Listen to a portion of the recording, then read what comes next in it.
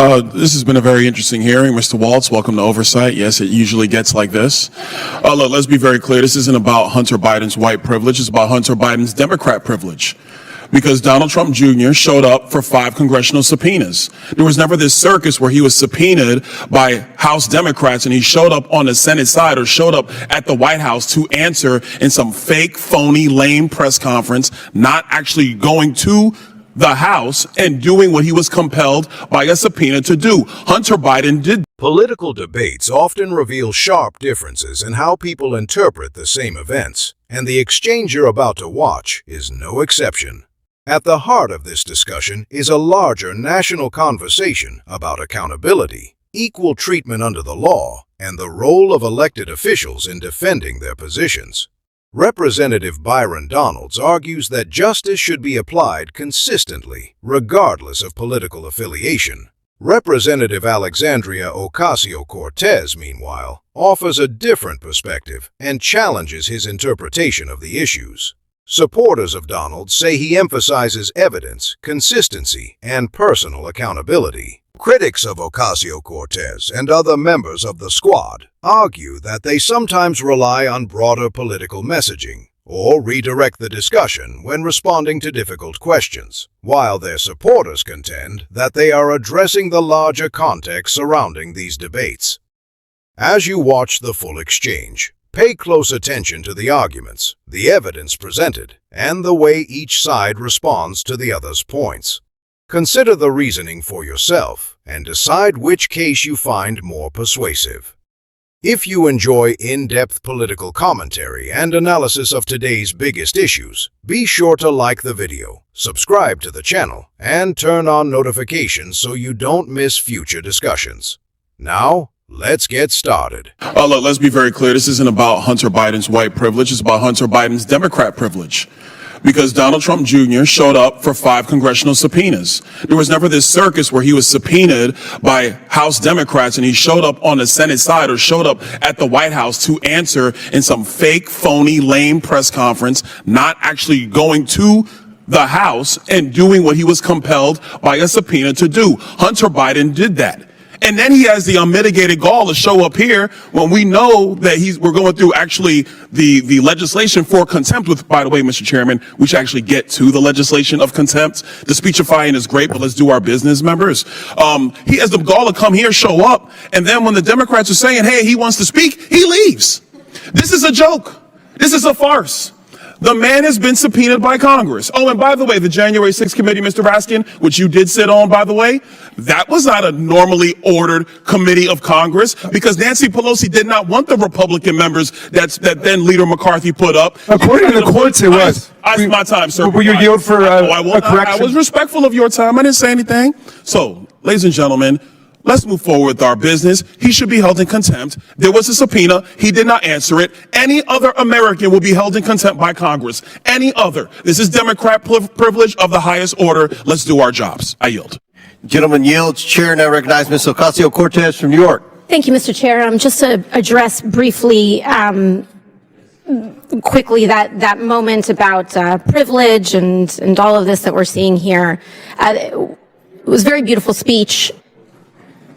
As also the Republican side had mentioned in their many raisings of the January 6th committee, that it's not just Hunter Biden, you, me, any individual subject to equal treatment under the law, to be held up to accountability under the law, but it is also these committees and this committee that is subject to oversight and law. We must comply with the law here as well.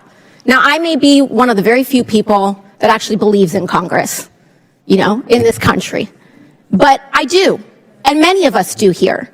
And we have an obligation to engage in good faith participation to execute and comply with the subpoena. The chairman said in front of the country several times to Hunter Biden, you can show up here in front of the world, in front of the public.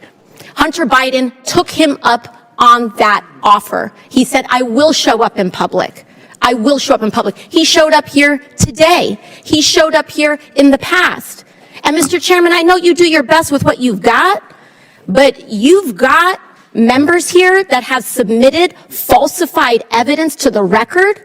You have members here that have submitted and mischaracterized closed-door hearings, and people want to say back and forth at the end of the day. It doesn't matter what party it's happened from. You've got members who've engaged in revenge porn in this committee. So it is understandable why Hunter Biden would want to testify in front of the public for the American people to be able to witness that testimony for themselves. You've got members who've defied subpoenas. You've got members who we are 1 year into the term asking what the rules are at the beginning of the committee. The book was given to us on day one. And so what we should do is allow the man to testify. I believe in the power of the Oversight Committee. Frankly, I believe in it regardless of whether Republicans or Democrats have the chair, because I believe that this committee should have the power of oversight. And we cannot do that on a partisan basis. And so for that, I implore this committee to allow Hunter Biden to testify publicly. I implore and I ask for that to happen. And we cannot do that by getting engaged in this back and forth on a defiance of a subpoena. Let him comply. Let him do it today. Let him do it tomorrow. But let the man do it. And with that, I yield back to the ranking member. Thank you, Ms. Ocasio. Thank you, Mr. Chairman. A couple of things. First, it was said in this hearing, Mr. Chairman, about you specifically, that you repeatedly said you would give Mr. Biden any opportunity. He could choose which one to come and speak in front of this committee. He could do it by deposition. He could do it by open hearing. It was up to him. The truth of the matter, though, is, members, is that the chairman's words are not binding.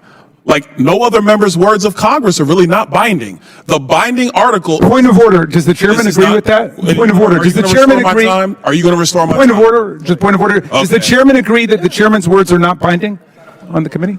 That's not a point of order. It has nothing to do with the order of this hearing. Thank you. Can I go back to 4 minutes and 34 seconds? That's where I was before I was interrupted by Mr. Raskin. Yes, reset the clock. Thank you. What is binding is the actual written document, the written language in the subpoena, because a subpoena from this committee is also signed off on by the clerk of the House. That is the binding document that matters here. That is what governs. That's number one. Number two, that was said in this hearing.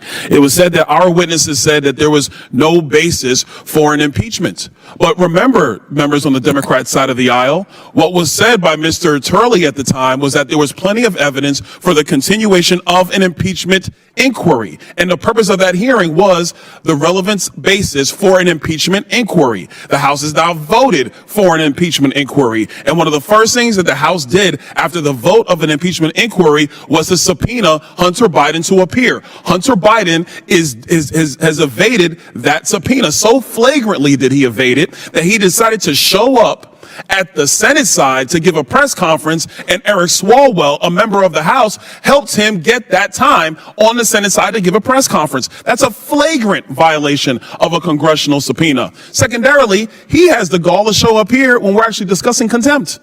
And he didn't stay. He was sitting right over there. He's not here now. He said he wants to talk. He could have stayed through the whole proceeding. He chose to leave. That's his business. But he was subpoenaed to come here back in December. He chose not to of his own volition. He's in violation of that subpoena. A subpoena that was executed with the signature of the clerk of the House of Representatives. That is the document that is binding. That's what we work off of. Mr. Chairman, I actually want to submit for the record an article from the Hill written by Jonathan Turley, and it is titled Eric Swalwell and the Politics of Contempt. Without objection, so ordered. Thank you. I'm glad something got admitted to the record. A couple other points. One quick point I want to make, and this is in reference to the minority's report about this $7.8 million. I want the minority to understand one very important distinction between Presidents Biden and President Trump. President Trump has an international real estate portfolio that he has amassed over decades. I'm quite sure if you go back through all of the hotel receipts before he was president of the United States, that you had foreign dignitaries staying at Trump hotels all across the world. Will the gentleman yield? I'm not going to yield, Mr. Raskin. I'm making a point because they're actually very nice hotels. They look good. People like staying there. President Trump was not running the Trump Organization when he was president of the United States. To my recollection, Eric Trump, the president's son, was actually running the Trump Organization when President Trump was president of the United States. So if he had a portfolio of hotels and people choose, through Expedia, through Kayak, through Hotels.com, if they choose to go and stay there, how is that the president being in violation of what the emoluments clause? That's what you're citing? Stop. Ladies and gentlemen, America, this is ridiculous. The Biden family has no business. They've never had a business except for politics. And the one thing that the Oversight Committee, in conjunction with the Ways and Means Committee and in conjunction with the Judiciary Committee, has always been able to demonstrate is that they shook down foreign nations for millions, 26 million at the latest count and growing, millions. And there was never any business entity involved except public corruption and a pay-for-play scheme. We have questions for Hunter Biden. We issued a subpoena for him to answer said questions. He ignored a congressional subpoena as a private citizen. There are many attorneys on the other side of There was a lot happening in that discussion, and it quickly developed into a broader debate over accountability and congressional oversight. Byron Donalds opened by arguing that the controversy wasn't primarily about race, but about what he viewed as unequal treatment based on politics. He cited Donald Trump Jr.'s previous testimony before Congress as an example of what he believes is an inconsistent standard being applied to different individuals. That comparison became the basis for much of his argument throughout the exchange. Alexandria Ocasio-Cortez responded by expanding the conversation beyond the subpoena itself, bringing up other issues involving the committee and congressional leadership. Donalds interpreted that shift as moving away from the central question, while her supporters might argue it provided important context. From that point forward, the discussion became as much about the broader political narrative as it was about the original issue. A major point of contention involved the significance of comments made by the committee chairman. Donalds maintained that public remarks had no legal effect and argued that the only document carrying official authority was the written subpoena. He repeatedly emphasized that distinction, saying the legal process should be judged by the formal record rather than statements made outside of it. As the exchange continued, the conversation expanded to include other controversies involving members of Congress. Donalds consistently redirected the discussion back to the subpoena, arguing that those additional topics distracted from the question of whether an official congressional order had been issued and whether it had been honored.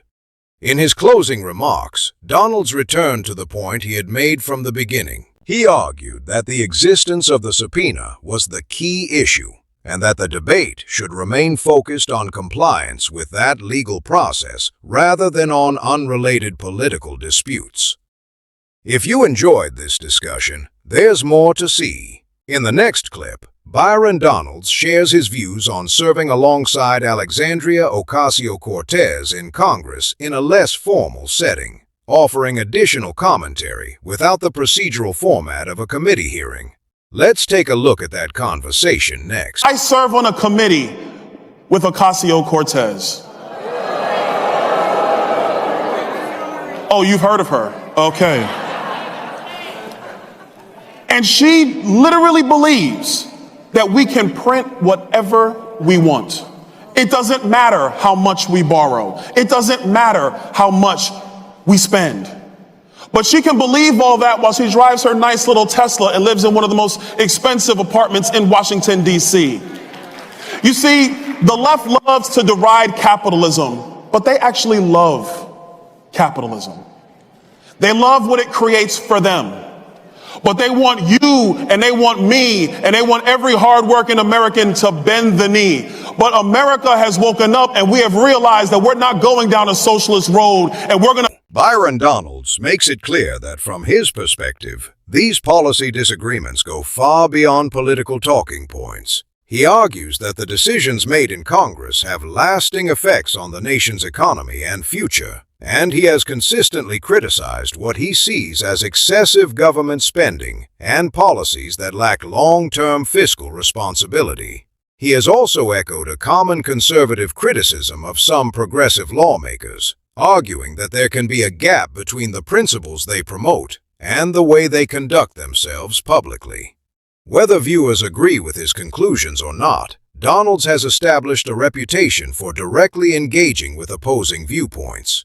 Rather than avoiding contentious issues, he regularly challenges policies and arguments he disagrees with, a style that has earned him strong support among many conservatives.